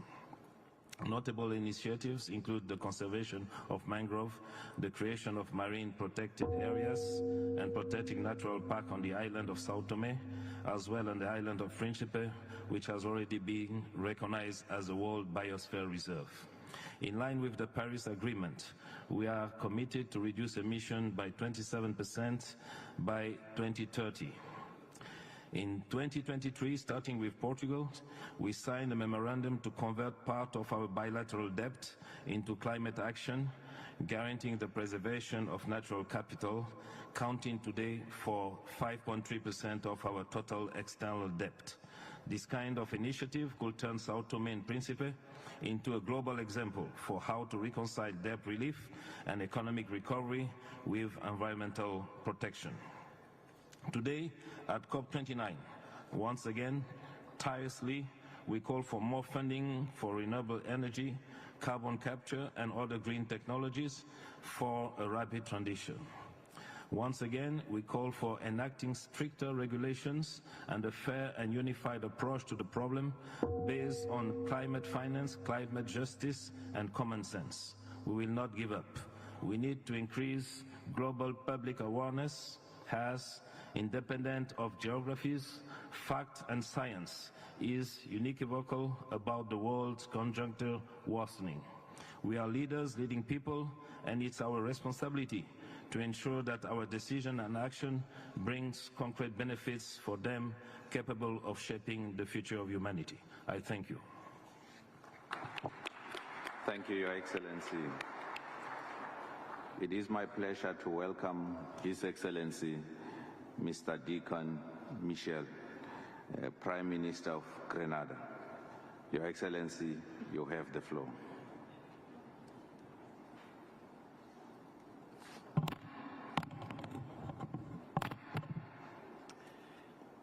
Your Excellency, the President of COP29, esteemed colleagues, distinguished leaders, I extend Grenada's appreciation to the COP presidency for its commitment to leading us through this pivotal moment in our shared climate journey.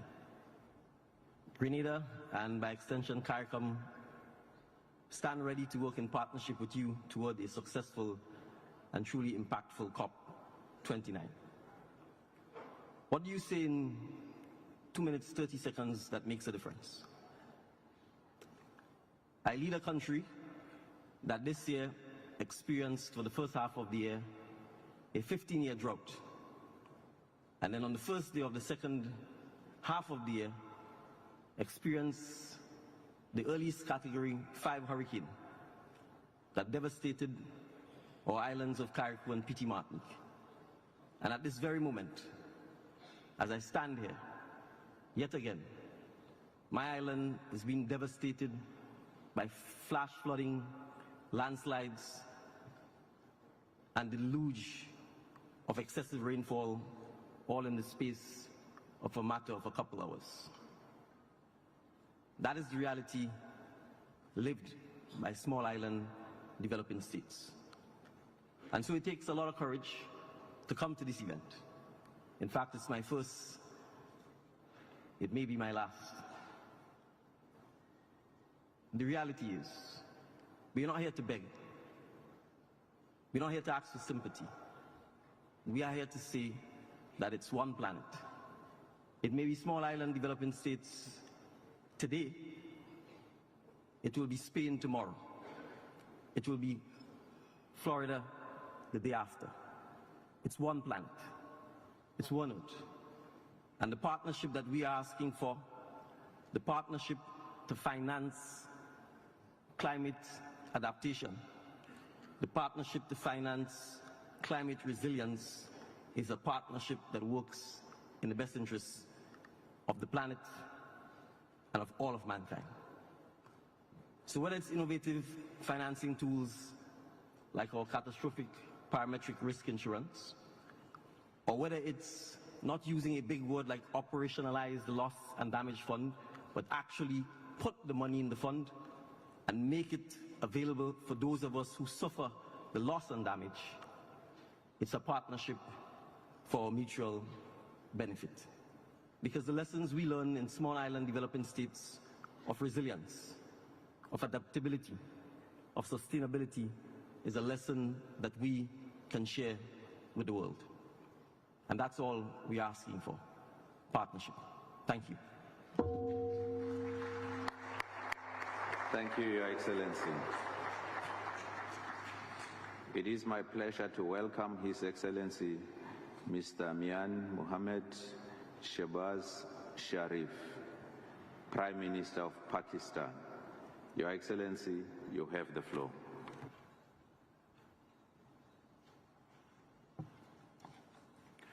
Bismillahirrahmanirrahim. Ya ayyuhallazina amanu taqullaha wa qulu qawlan sadida yuslih lakum a'malakum wa yaghfir lakum dhunubakum wa man yuti' Allah wa rasulahu faqad faza nazima. Excellencies, ladies and gentlemen, wonderful event to understand the calamities which unfortunately some of the countries have already faced, and some will, if we do not act to counter those measures which are so important at this point in time to have conducive environment so that a country like Pakistan, which faced one of the most devastating floods out of climate change back in 2022, which left millions of people homeless. They were spending days and nights under open skies. Millions of acres of land in Pakistan submerged, and standing crops were completely destroyed. Millions of houses were absolutely submerged, and almost 1,700 people died. And of course, the loss to our economy was about $30 million. That was the cruel intensity of those floods. And this must be kept in mind, ladies and gentlemen, that Pakistan is one of those countries which hardly contribute 0.5% of emissions, global emissions. And yet we are vulnerable and in the list of those 10 countries which can, God forbid, face this kind of devastation again. My memories are still fresh. I was meeting people in Balochistan who were affected by these floods. A boy by the name of Ikramullah had lost everything. His entire village was erased from the face of the earth. His home was completely demolished, and his school was also submerged. And we had arranged his education to another part of Pakistan, and this boy is becoming a very productive hand of Pakistan, but not for all those who had suffered this calamity in Pakistan and other parts of the world. So, ladies and gentlemen, here is this opportunity that COP29 should understand, make this understanding loud and clear that we will have to fulfill those financial pledges committed in COP27, COP28, and yet I think those huge financial commitments have to be materialized. Ladies and gentlemen, we would also like to raise this point that 10 years ago in Paris, we had failed to stop the rise in emissions and catastrophic global warming. And those pledges in Paris 10 years ago, which were made, have yet to see the light of the day. Ladies and gentlemen, as the -1 emitters, we should not brave the impact of emissions realized by others without even the tools to finance resilience. Without climate justice, there can be no real resilience. And I wouldn't want other countries to face the plight Pakistan faced back in 2022. Ladies and gentlemen, Pakistan is a resilient, hard-working, and responsible nation, and we are fully committed to being part of the global climate solutions. My government has taken concrete actions to deliver on its commitment of producing 60% of all energy from clean sources and shifting 30% of our vehicles to EVs by the end of this decade. At the same time, Pakistan is going to go through a renewable energy revolution. Last year, Pakistan presented a comprehensive national adaptation plan. And this year, we have developed our national carbon market framework. But we cannot do it alone. Pakistan needs international support to deliver on its climate ambitions. Ladies and gentlemen, the hammer is on. I'd not like to take more time, but let me say, developing countries will need an estimated $6.8 trillion by 2030 to implement less than half their current NDCs.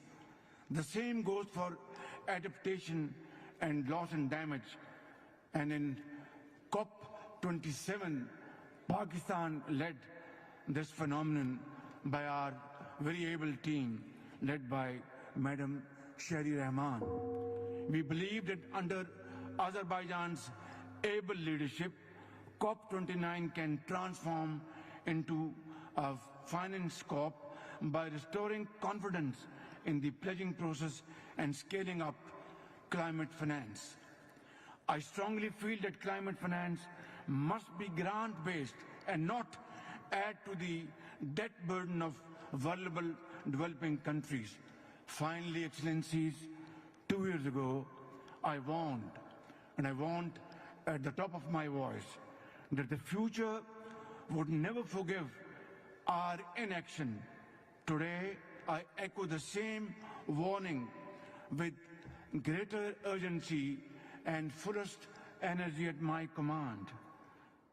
Ladies and gentlemen, we know the causes, we know the solutions. Now, we must find the courage to act and act swiftly. I thank you. Thank you, Your Excellency.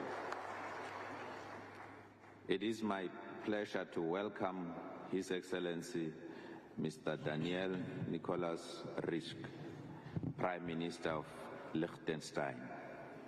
Your Excellency, you have the floor.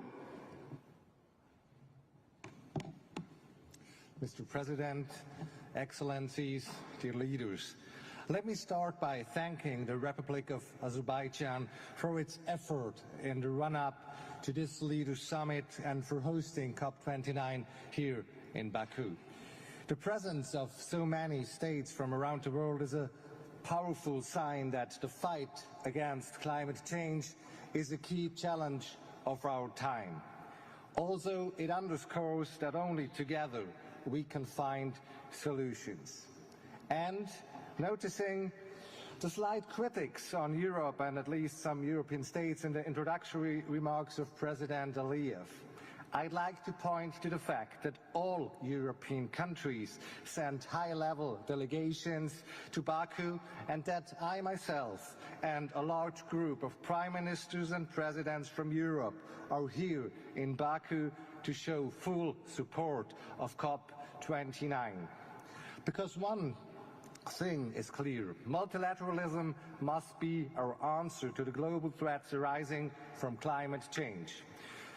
Our annual gathering is also a sign of enduring courage. Our world is experiencing a multitude of security, economic, political and social challenges. The number of conflicts and therefore also the number of displaced persons and humanitarian needs is steadily increasing. Climate change in particular has the potential to further aggravate global security risks. It is therefore crucial that we come together again to keep the targets of the Paris Agreement within reach. One thing is clear to me: it will be us who have to explain our children and grandchildren why we have not tried harder. With a quarter of this century almost over, we all feel the increasingly negative consequences of human-made global warming. The time is now for bold steps to keep these negative effects at bay. It is the challenge of our generation to shape the current political and economical system for a more sustainable future for all. Last year, we came together in Dubai and agreed on the beginning of the end of the fossil fuel era, a crucial step to realize the steep and fast reductions in carbon emissions necessary. Liechtenstein has strongly supported this bold decision and encouraged all states to strive for the most ambitious carbon reduction targets possible. COP28 also marked the conclusion of the first global stocktake. The GST and the scientific evidence provided by the IPCC have let bare the gaps with regard to climate action. These gaps need to be addressed at this COP and in the next round of nationally determined contributions due next year. Liechtenstein fully supports the outcomes of this first GST and intends to submit its updated NDC in early 2025, well ahead of next COP in Brazil. Let me be clear at this point. Producing ambition NDCs on paper is important, but in the end, the actual delivery and implementation of these targets will be what counts. It is not about leading by promise, but about leading by example. In this spirit, Liechtenstein has always taken its commitments serious. Despite being one of the most industrialized countries in the world, our carbon emissions have declined by 30% compared to 1990. While GDP is 5 times higher than back then. This was only possible due to strong commitments from our private sector to actively reduce their emissions and the adoption of ambitious policies. Mr. President, I hope that this year's COP will also mark a step change in the way we provide financial means for developing countries in need of support. As we have learned from the current climate financial goals, a quantitative target can lead to frustrations both with developing and developed countries. To counter this, we strongly advocate for a stronger focus on qualitative elements, adding flexibility and the foundation to the further scale up climate finance. Liechtenstein is already and will continue to provide voluntary climate finance, currently amounting to around $70 per capita. And we encourage all countries in a position to do so to also start providing voluntary climate finance. Looking ahead, our delegation is ready to engage in the upcoming negotiations and will support the presidency in its effort to achieve meaningful and robust decisions. We all may face challenges currently, but we are obliged to do our best to keep the goals of the Paris Agreement within reach, for us and for the generations to come. I thank you. Thank you, Your Excellency. It is my pleasure to welcome His Excellency Mr. Aziz Akanouch, Prime Minister of Morocco. Your Excellency, you have the floor. Merci, Monsieur le Président. Excellences, Mesdames et Messieurs les chefs d'État et de gouvernement, Mesdames et Messieurs, nous remercions et félicitons l'Azerbaïdjan pour l'organisation de la COP29 et pour son engagement constant tout au long de la préparation de cet événement d'envergure. Sous la conduite de Sa Majesté le roi Mohammed VI, que Dieu l'assiste, le Maroc s'est engagé depuis de nombreuses années à jouer un rôle majeur dans la transition énergétique, tant au niveau international, national que continental. À ce titre, l'initiative pour l'adaptation de l'agriculture africaine AAA a été lancée sous l'impulsion de Sa Majesté lors de la COP29 à Marrakech avec une vision audacieuse, transformer l'agriculture africaine et protéger l'environnement pour faire face au changement climatique. En collaboration étroite avec l'initiative africaine d'adaptation, l'initiative AAA poursuit son action sur 3 principaux axes: l'amélioration de la gestion des sols, l'accès accru à l'eau pour l'irrigation et l'intégration des technologies agricoles résilientes. Mesdames et Messieurs, conformément à la vision éclairée de Sa Majesté le Roi, les énergies renouvelables au Maroc représentent aujourd'hui environ 40% de capacité de production électrique, chiffre qui sera porté à 52% avant 2030. Aussi, le Maroc a déjà entamé l'actualisation de sa contribution déterminée au niveau national, en revoyant ses ambitions de déclaration à la hausse et en intégrant de nouveaux projets structurants, notamment le dessalement de l'eau de mer via l'énergie renouvelable, la valorisation de la biomasse, ainsi que l'offre hydrogène vers Maroc. Doté de ressources solaires et éoliennes parmi les plus compétitives, ainsi qu'une expérience éprouvée dans l'attractivité des investissements, le Maroc entend jouer un rôle important dans la réponse aux enjeux majeurs de neutralité carbone. Mesdames et Messieurs, le Maroc assume pleinement ses responsabilités, cependant ses défis. Chaque nation de la planète, en particulier les pays les plus industrialisés, les catastrophes naturelles dues au réchauffement climatique plus fréquemment et intenses, génèrent des pertes humaines et économiques considérables et affectent la sécurité alimentaire, les infrastructures de santé et l'accès de l'eau potable. Le monde attend de la COP29 des engagements concrets pour accélérer la transition écologique et fournir de manière solidaire les moyens nécessaires à sa mise en œuvre, notamment les solutions de financement durable pour les fonds d'adaptation et les mécanismes d'assurance climatique pour permettre aux pays les plus vulnérables, souvent les moins responsables des émissions historiques, de renforcer leur résilience. Je vous remercie. Thank you, Your Excellency.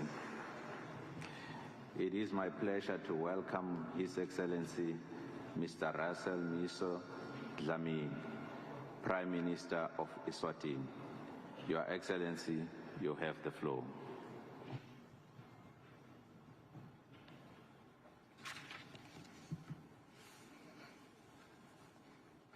Excellency President Ilham Aliyev, President of the Republic of Azerbaijan, Your Excellencies, Mukhtar Babayev, President of the 29th Conference of State Parties to the UNFCCC. I am honored to deliver this statement on behalf of His Majesty King Mswati III, Head of State of the Kingdom of Eswatini. A year ago in Dubai, multiple leaders stood on this platform, urging immediate action to tackle climate change.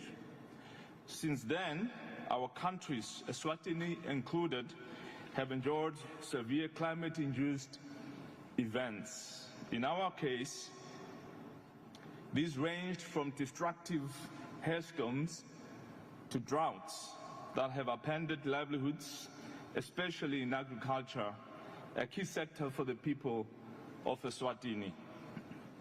Excellencies, it is abundantly clear that we are at a critical juncture. The World Meteorological Organization warns of an 80% chance that global temperatures will exceed 1.5 degrees Celsius above the pre-industrial levels within the next 5 years. A catastrophic milestone. Meanwhile, the UNEP Adaptation Gap report highlights an adaptation cost gap projected to reach up to $340 billion by 2030. After 30 years, the stark question is, are we failing? We must seize what may be our last opportunity. As Alexander the Great said, upon the conduct of each depends the fate of all. We must strengthen both our commitments and our collaborative efforts to tackle this global crisis. The recent UN Summit of the Future called for unity to safeguard our planet. Cooperation must genuinely address mitigation without placing undue burden on poorer nations. or sacrificing nature. Equitable solutions for all people, profits, and our planet are imperative. Meaningful action also demands that no country be left behind. In this regard, we urge the inclusion of the Republic of China on Taiwan in our collective climate response to leverage their contributions. Effective climate finance remains essential, yet accessing these funds is overly complex for developing nations like Eswatini. We face frequent climate-induced disasters, compounded by financial barriers that reverse development gains. Disaster relief and climate finance must be simplified, streamlined, and expanded with a focus on adaptation, mitigation, and just transitions. As we finalize our NDCs, let us not lose sight of the ultimate goal. Together, we must commit to a world where future generations will look back on this moment as the turning point toward a resilient and sustainable climate. Thank you. Thank you, Your Excellency. It is my pleasure to welcome His Excellency, Mr. Mark Stephen Brown, Prime Minister of Cook Island. Your Excellency, you have the floor.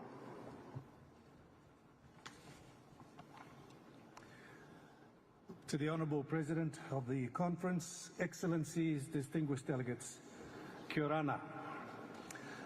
I come from the Pacific, a part of the world that contributes 0.03% of carbon emissions to the world. The Paris Agreement goal of limiting global warming to 1.5 degrees Celsius remains within our reach, but only if you act decisively. And when I say you, I'm talking to the G20 countries who contribute 80% of global carbon emissions. How many countries in the Pacific are doing our part in mitigation with ambitious projects for 100% renewable energy? The science is clear. The world is warming, and the transition away from fossil fuels is non-negotiable. As underscored by last year's global stocktake outcome, this challenge goes beyond economics. It is about safeguarding our communities' resilience, even in the remotest corners. Climate change is not a distant threat. It is a present reality that we face every day in the Pacific. And now, we see its impact in the developed countries, with Spain being the latest victim just a couple of weeks ago. We don't need to be enemies to each other. Climate change is and will continue to be the greatest enemy to all of us. We need to work together. Let me talk about climate finance. Climate finance is not just the catalyst for climate action. It is the essential ingredient. Developing countries need sufficient and reliable support to implement the Paris Agreement effectively. For small island developing states, specific finance provisions within the Paris Agreement recognize our unique vulnerabilities. A successful new collective quantified goal must reflect this. We call for minimum allocation floors on the new collective qualified goals for SIDS, directly linked with the provision goal. This floor should be no less than $40 billion in grant equivalent terms per year, a conservative estimate based on our pressing needs. To achieve meaningful progress, SIDS must have access to high levels of concessional finance. This means grant funding for adaptation efforts, not loans. It means grant-based finance for loss and damage response. Do the right thing by our countries. Don't make us jump hoops and then wait. Accelerating the financial support will bring us closer to the scaled-up finance and improved access envisioned by the Paris Agreement. While the Pacific faces the brunt of climate change, through sea level rise, the erosion of small islands, flooding, droughts, and extreme weather. Inaction will lead to consequences felt globally, growing more severe with time. So let us ask ourselves, what if this was my home, my family? This shared sense of humanity should inspire us to work towards tangible, transformative outcomes over the coming days, ensuring that COP29 concludes with meaningful progress.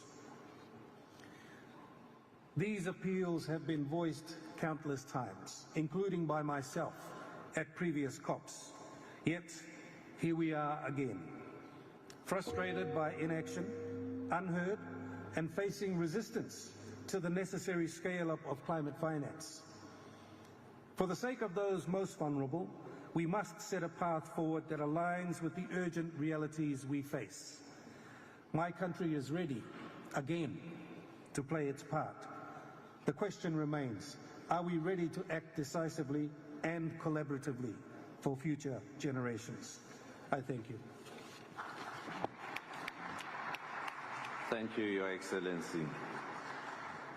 It is my pleasure to welcome His Excellency Mr. Musalia Mudavadi, Prime Cabinet Secretary and Cabinet Secretary for Foreign and Diaspora Affairs of Kenya.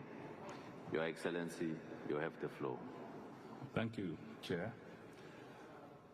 Your Excellencies, distinguished heads of government and heads of state, Your Excellencies, distinguished delegates, I bring salutations from President William Ruto of Kenya, and I make this statement on his behalf.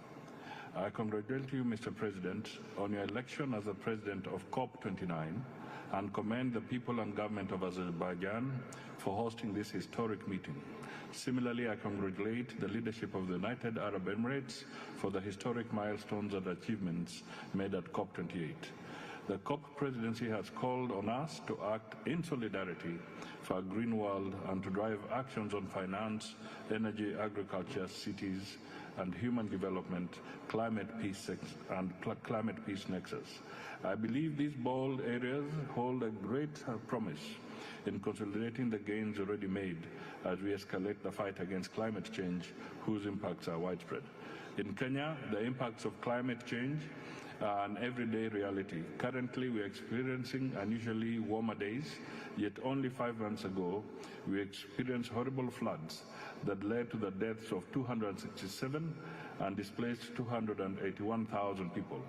The floods also destroyed critical infrastructure, including 1,967 schools, 62 health facilities. Besides, the droughts of last year destroyed livelihoods and killed over 2.4 million livestock. This troubling climate story is not confined to Kenya. Africa as a whole is already grappling with the climate-induced annual losses and damages on infrastructure, agriculture, water, tourism, and other climate-sensitive sectors, ranging from 9 to 12% of the continent's GDP. Consequently, this meeting is a demonstration of solidarity and intention to act together to change the tide and rewrite the climate story. I believe a green and resilient world is still within our reach during our lifetime.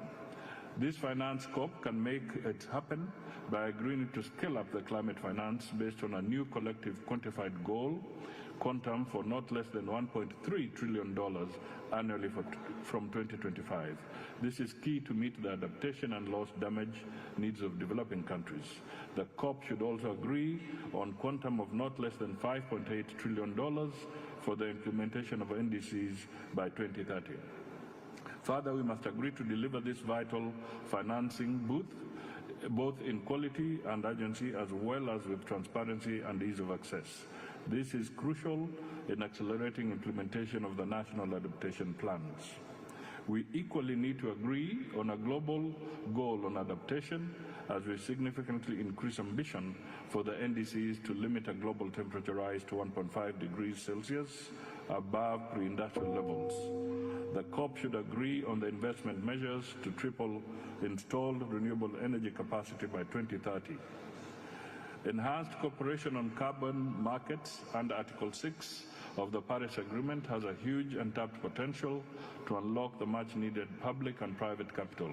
I am aware the current carbon markets are facing price volatility and misallocation of credits, lack of uniform standards, and climate justice.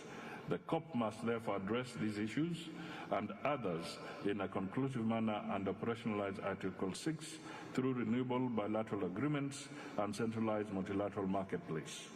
The loss and damage facility has progressed commendably from Sharm el-Sheikh 2 years ago to Dubai last year. While I acknowledge the milestones so far realized, I urge this gathering to operationalize the loss and damage fund, as well as to fast-track establishment of a mechanism to handle unique needs of vulnerable developing countries. The response measures are critical in mitigating climate change. However, some measures have negative cross-border impacts on trade, food security, livelihoods, competitiveness, and development. Mr. President, Excellencies, ladies and gentlemen, global transformation to a low-carbon economy requires an investment of at least $4 to $6 trillion per year to support climate action. However, most developing countries cannot raise this capital due to high interest rates on loans, escalating costs of climate shocks and transition, and depressed fiscal space. We must reform the multilateral development banks to unlock financing at scale and to create incentives such as debt restructuring and sustainability, including the high cost of capital, borrowing, as well as scale and agility of climate finance. Technology and innovation are key to providing appropriate practical solutions and to enhancing efforts by developing countries to eradicate poverty. We must therefore break the hold-ups to technology and innovations to enable the developing world to leapfrog sustainable growth models. Similarly, we must enhance research and early warning systems to bolster predictive capabilities and avert calamities, as well as transform agricultural and food systems to cut emissions, develop resilience, and create job opportunities, especially for women and youth. Mr. President, to conclude, we need to confront the weak political will and unsustainable economic interests that put profits over people and the planet, standing on the transition to a global low-carbon economy to achieve a green world. We need credible commitments and robust international cooperation for transformation, to transform the climate crisis into opportunities. We can do it, and we should do it. I thank you all. Thank you, Your Excellency. It is my pleasure to welcome Her Excellency Ms. Judith Suminwa Tuluka, Prime Minister of the Democratic Republic of Congo. Your Excellency, you have the floor.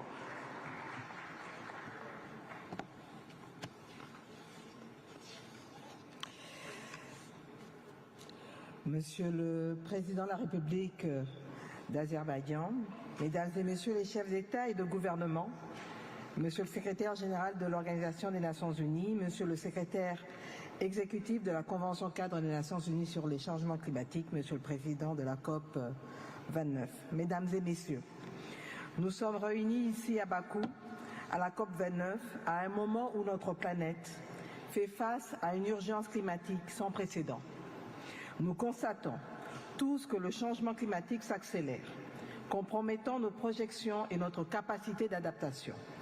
La clé réside dans l'action collective qui doit être ambitieuse et reposer sur les principes de justice, d'équité et de solidarité.